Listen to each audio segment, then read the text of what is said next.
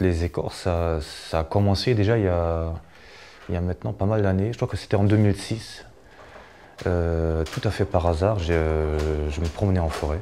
C'était l'automne, début de l'hiver, je crois, et c'était sombre. Et j'ai vu dans la forêt, assez loin, quelque chose de lumineux au sol. C'était très intriguant par ce temps un peu sombre. Et en m'approchant, je me suis aperçu que c'était des bouleaux qui étaient déracinés, qui jonchaient par terre.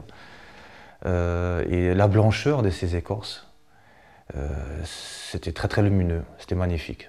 Et en même temps, l'ensemble composait un tableau, j'ai envie de dire, assez désolant.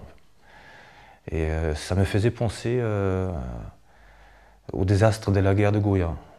Donc c'est cette série de gravures et des dessins que j'ai toujours admiré et dont j'ai toujours rêvé faire quelque chose à ma modeste échelle, mais un équivalent, mais que je n'ai jamais réussi. J'ai enlevé donc certaines de ces écorces, je les ai ramenées à l'atelier. Et puis ils sont restés là, dans un coin, accrochés, certains accrochés au mur, et voilà, et je suis finalement passé à autre chose. À un moment donné, ce sujet de l'écorce s'est imposé, et je sentais que j'avais quelque chose à faire avec cette matière, qui n'était pas seulement une matière, qui n'était pas seulement une surface, mais qui avait une autre histoire à raconter que je ne connaissais pas. Il y a une forme de renversement. Comment se fait-il que la membrane, l'extérieur, a cette solidité et ce qui fait l'ossature n'a aucune consistance? Est-ce que tout ça, ce n'est que du vide? Est-ce que ce n'est que la surface? Est-ce que cette métaphore de l'arbre debout, si puissant, si beau, une fois par terre, il n'y a plus rien, il ne reste plus que cette écorce.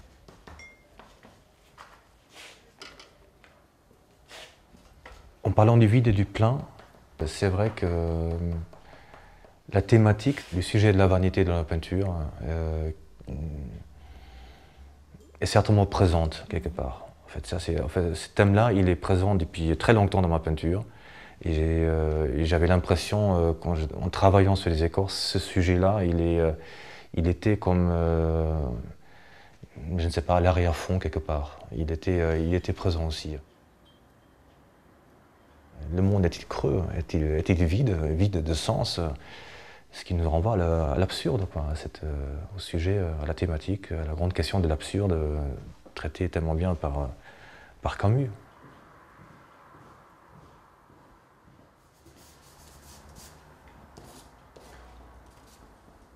Les écorces, ça fait déjà quelques années qu'ils sont là à l'atelier.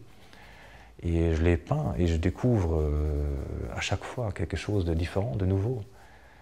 Et je sais que c'est pas fini.